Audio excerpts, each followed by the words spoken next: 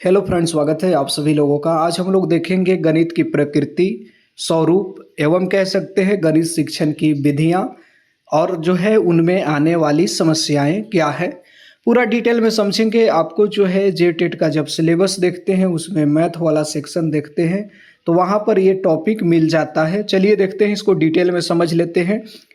तो बात करें, सबसे पहले हम लोग चलेंगे गणित की प्रकृति एवं स्वरूप यानी कि nature and characteristics of math. चलिए देखते हैं, इसको डिटेल में समझते हैं। पहला समझेंगे कि गणित क्या है। आपसे कोई भी डायरेक्ट पूछ सकता है तो हम कह सकते हैं कि गणित एक ऐसी विज्ञान है जो प्लस संख्या जो है कह सकते हैं, जो क्या करता है, संख्या या फिर कह सकते हैं आकृति, मापन, आंकड़े तथा तर्क का अध्ययन कराता है। तो हम कह सकते हैं कि गणित क्या करता है, गणित हमें क्या करता है, संख्या, आकृति, मापन, आंकड़े और तर्क का अध्ययन कराता है। अब नीचे चलेंगे तो कह सकते हैं mathematics is a science of number, यहाँ पर क्वांटिटी एंड स्पेस। तो चलिए डिटेल में अब समझते हैं यहाँ पर गणित की प्रकृति को, यानी कि नेचर ऑफ मैथमेटिक्स देखते हैं। पहला है तार्किक लॉजिक, जिसमें क्या होता है, गणित पूरी तरह तर्क पर आधारित है। यानी कि ये चीज़ें क्या चीज़ आधारित है, तर्क पर। ये ध्यान रखना है, तर्क मतलब फैक्ट पर कह सकते हैं, पूरा फैक्ट पर आधारित है। ऐसा नहीं है कि इसमें कुछ भी अंधविश्वास है, जो भी चीज़ें हैं वो सामने हैं, ध्यान रखना है। तो प्रकृति है, ये प्रकृति है गणित का, नेचर है ये कि ये जो है तार्किक विषय है, यानी कि लॉजिकल। हर एक चीज़ के पीछे जो है लॉजिक है, तर्क मतलब लॉजिक, ध्यान रखना है यहाँ पर, लॉजिकल सब्जेक्ट है ये। तो बात करें जैसे कि 2 + 2 4 क्यों हुआ, इसके पीछे लॉजिक है, इसके पीछे तर्क है। अब बात करें, गणित जो है पूरी तरह तर्क पर आधारित है, हर प्रश्न का जो है निश्चित कारण होता है। आगे बढ़ते हैं, उदाहरण में देखें, 2 + 2 4 है, यह हर जगह सत्य होगा। यानी हम कह सकते हैं, आप भारत में 2 + 2 4 जोड़ रहे हैं या अमेरिका में 2 + 2 जोड़ रहे हैं तब भी 4 होगा। तो ये क्या है, हर एक जगह सत्य होगा। ये प्रकृति है मैथ का, मैथ में कोई चेंजेज नहीं है, हर एक जगह एक चीज़ें हैं और यह पूरी तरह तर्क पर आधारित है, लॉजिक पर, कि ऐसा क्यों हुआ। अब बात करते हैं अमूर्त विषय, यानी कि अब्स्ट्रैक्ट सब्जेक्ट। अमूर्त विषय का मतलब है, ये प्रकृति है गणित का, गणित की कई बातें कल्पना पर आधारित होती है। जैसे हम समझते हैं, जैसे यहाँ पर बिंदु, रेखा, अनंत, ये सब क्या चीज़ है, कल्पना पर आधारित है। आगे चलते हैं, अब जो है अगला नेचर में देखें, ये सार्वभौमिक होता है, यूनिवर्सल नेचर का होता है। आगे बढ़ तो इसमें कैसे यूनिवर्सल नेचर है गणित में, ये देखते हैं। तो गणित पूरी दुनिया में समान है, यानी कि भारत, अमेरिका, जापान, हर जगह 5 × 5 करेंगे तो वो 25 ही होगा। ये चीज़ें हम पहले ही चर्चा कर चुके हैं। अब आगे बढ़ते हैं, क्रमबद्ध विषय है, यानी कि सिस्टेमिक विषय है। गणित जो है चरणबद्ध तरीके से पढ़ाया जाता है, ध्यान रखना है, और सरल से कठिन की ओर ये बढ़ता है। तो ये कैसा है, क्रमबद्ध विषय है, सिस्टमेटिक सब्जेक्ट है। आगे बढ़ते हैं, सटीकता एवं शुद्धता, यानी कि गणित जो है अनुमान नहीं चलता।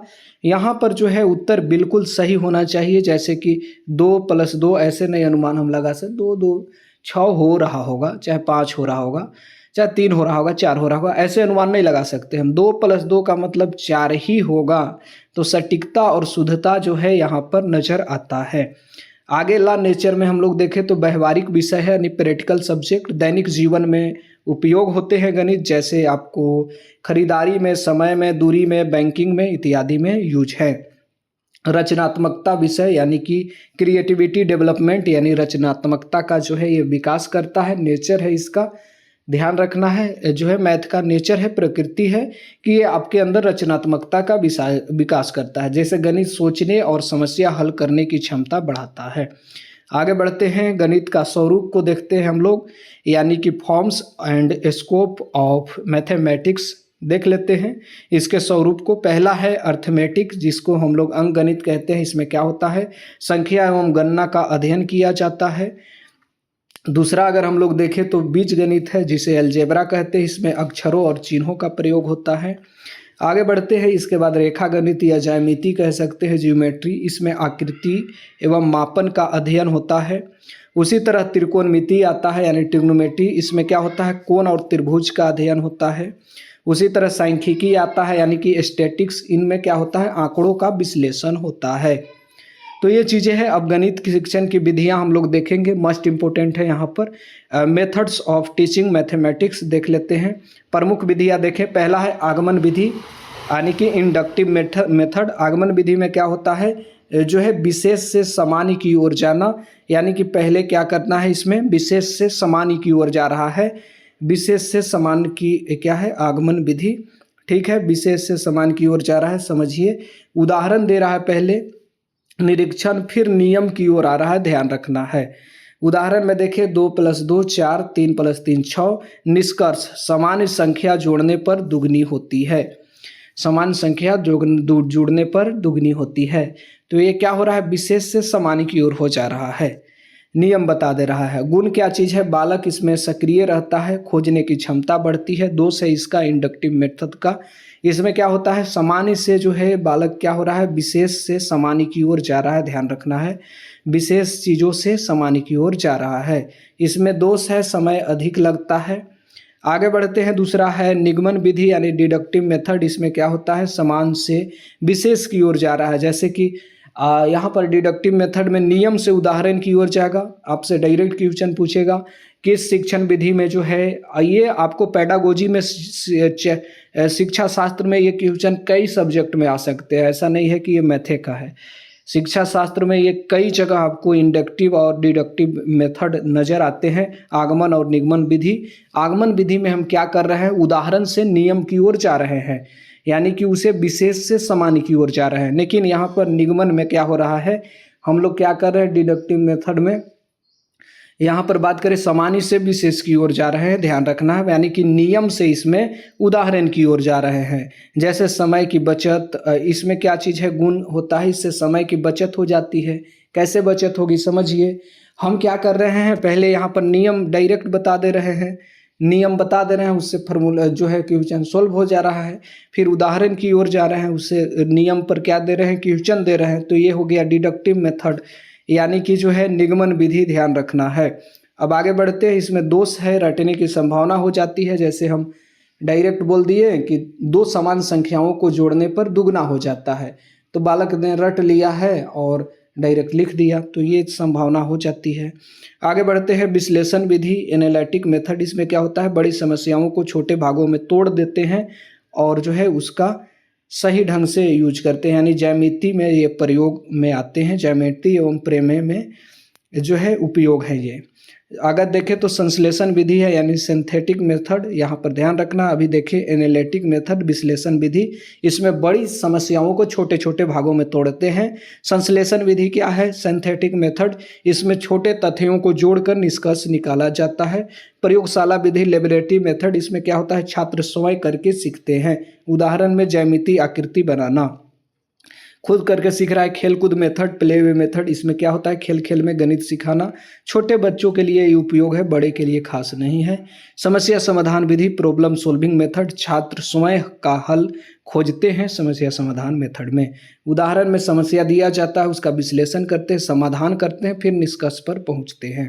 प्रयोजन विधि प्रोजेक्ट मेथड, किसी कार्य को जो है प्रोजेक्ट के माध्यम से सीखना, जैसे बाजार सर्वेक्षण करना, ये चीज़ें हैं। इसके बाद बात करें तो क्या कह सकते हैं, ह्यूरिस्टिक विधि, ये ध्यान रखना। ह्यूरिस्टिक मेथड की जब हम बात करते हैं तो इसमें क्या होता है, खोजो और सीखो सिद्धांत पर आधारित है।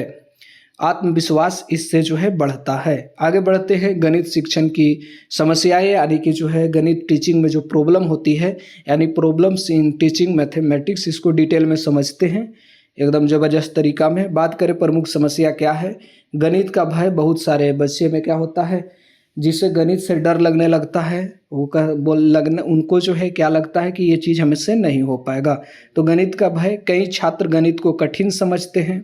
रटने की प्रवृत्ति यानी रूट लर्निंग की टेंडेंसी, सूत्र याद करते हैं और समझते नहीं।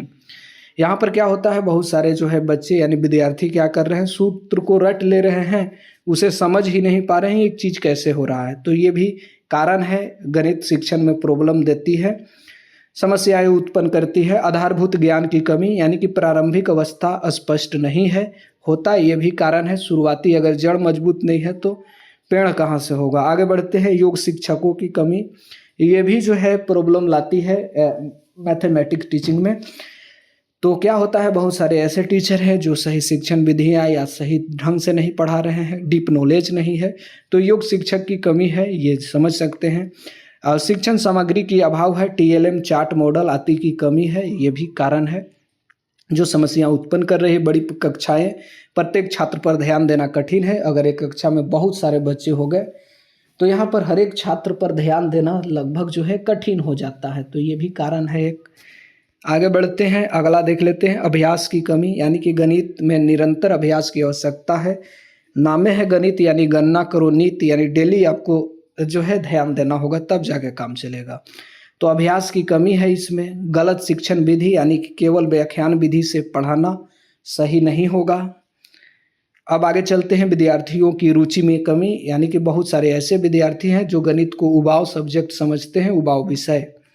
भाषा संबंधी समस्या, प्रश्न समझाने में कठिनाई, ये आपको ध्यान रखना है। तो ये सब समस्याएं थे जो है गणित पढ़ाने में जो आ सकते हैं एक टीचर को। आगे बढ़ते हैं, गणित शिक्षण को प्रभावी बनाने के उपाय को समझेंगे, कैसे प्रभावी बना सकते हैं। गतिविधि आधारित शिक्षण करा के, खेल विधि का प्रयोग करके, स्मार्ट क्लास का उपयोग करके कर सकते हैं, जैसे स्मार्ट बोर्ड हो गया और डिजिटल चीज़ें 3D, ये सब चीज़ें में प्रयोग करके खेल विधि द्वारा खेल खेल में सिखा सकते हैं। दैनिक जीवन से जोड़कर, जैसे कि आप बाजार गए, 4 किलो सामान लिए और जो है 2 किलो छोड़ दिए, तो कितना % छोड़ दिए। तो ये चीज़ें है, यहाँ पर क्या हो रहा है, ये दैनिक जीवन में उपयोग हम कर रहे हैं। सरल भाषा का प्रयोग करके, नियमित अभ्यास करवाकर, यानी गणना करो नीति, डेली गणना करवाकर। आगे बढ़ते हैं, TLM टीचर लर्निंग मटेरियल का उपयोग करके। ऑब्जेक्टेड पॉइंट ऑफ व्यू से देखते हैं इंपॉर्टेंट कुछ बातें। करके सीखना क्या है, प्रयोगशाला विधि। खोज कर सीखना ह्यूरिस्टिक विधि है, ध्यान रखना है, ये सब विधियाँ पूछ लेती है। जब खुद करके सीखते हैं तो उसे हम लोग प्रयोगशाला विधि कहते हैं। और खोज करके सीखना, ये क्या है, ह्यूरिस्टिक विधि है। विशेष से सामान्य की ओर जा रहा है, यानी विशेष से सामान्य की ओर जा रहा है, यानी उदाहरण से नियम की ओर जा रहा है, तो ये आगमन हो गया। और सामान्य से जो है विशेष की ओर जा रहा है, तो ये निगमन हो गया, यानी कि यहाँ पर नियम से उदाहरण की ओर जा रहा है। गणित क्या है, तार्किक एवं क्रमबद्ध विषय है, ये ध्यान रखना है। अब थोड़ा वन लाइनर देख लेते हैं जो इम्पोर्टेंट है। गणित इस प्रकार का सब्जेक्ट है, तार्किक विषय है। गणित का सार्वभौमिक प्रकृति क्या है, ये हर एक जगह समान है। 2 + 2 4, तो ये सभी जगह, जापान में भी 4 होगा, अमेरिका में भी 4 होगा, यूके में भी 4 होगा, भारत में 4 होगा। विशेष से सामान्य कौन सा विधि है, तो विशेष से जब हम सामान्य की ओर जाते हैं तो ये हो जाता है आगमन विधि, यह ध्यान रखना है। आगे बढ़ते हैं, इसमें क्या है, सामान्य से विशेष की ओर किस विधि में जाते हैं, तो ये निगमन में जाते हैं, ये सब हम पढ़ा चुके हैं। खेल खेल में शिक्षा देने की विधि क्या कहलाती है, खेल विधि। करके सीखना, प्रयोगशाला विधि। आगे बढ़ते हैं, अब अगला देख लेते हैं, कह रहे हैं बच्चे में सबसे अधिक किसकी आवश्यकता होती है, अभ्यास की। गणित का मुख्य आधार क्या है, तर्क, लॉजिक मुख्य आधार है गणित का। आगे बढ़ते हैं, आकृतियों का अध्ययन किस शाखा में होता है, ज्यामिति में। आंकड़ों का अध्ययन किस शाखा में होता है, सांख्यिकी यानी कि स्टैटिक्स में। और ज्यामिति ज्योमेट्री में, आकृतियों का। आगे बढ़ते हैं, गणित शिक्षण का प्रमुख समस्या क्या है, तो गणित का बच्चे में भय कि हमसे नहीं हो पाएगा। ह्यूरिस्टिक विधि का आधार क्या है, तो खोज आधार है। आगे बढ़ते हैं, प्रयोजन विधि के प्रतिपादक जो है कैल्प्रिट, ये जो है आपको क्वेश्चन प्रयोजन विधि के जो है प्रतिपादक से रिलेटेड आपको ये क्वेश्चन CDP में भी आएगा, ये क्वेश्चन साइंस में भी आ सकता है, मैथ भी में भी आ सकता है, सोशल साइंस के सब्जेक्ट में आ सकते हैं, जो भी शिक्षा शास्त्र के सब्जेक्ट हैं सभी में आएंगे। हिंदी में आ सकते हैं, आपको इंग्लिश में आ सकते हैं। तो प्रयोजन विधि के प्रतिपादक जो है कैल्प्रिट है, ध्यान रखना है। आगे बढ़ते हैं, गणित में शुद्धता का क्या महत्व है, तो सही उत्तर प्राप्त करना जो है शुद्धता का महत्व है। गणित का उपयोग दैनिक जीवन में कहाँ होता है, हर एक क्षेत्र में आप इसका उपयोग करते हैं। छात्रों को सक्रिय रखने वाली विधि कौन सी है, तो आगमन विधि, ध्यान रखना है। इसमें क्या होता है, छात्र सक्रिय होते हैं, ध्यान रखना है ये चीज़ें। आगे बढ़ते हैं, कह रहा प्रमेय सिद्ध करने में कौन सी विधि उपयोग होती है, तो विश्लेषण विधि परिमेय को सिद्ध करने में उपयोग होती है। छोटे बच्चों के लिए सबसे उपयुक्त विधि कौन सा है, खेल विधि। गणित में टीएलएम का अर्थ क्या है? Teacher learning material. गणित में का सभी चीज़ों में है ये।